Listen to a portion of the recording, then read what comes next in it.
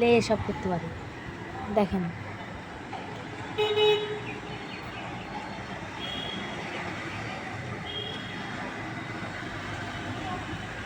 দেখেন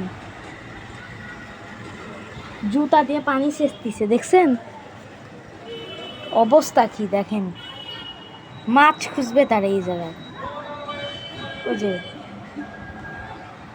তারা এখন মাছ খুঁজবে এবং রান্না করে খাবে। ওই যে যে যে আরেকটা পাখি দেখেন।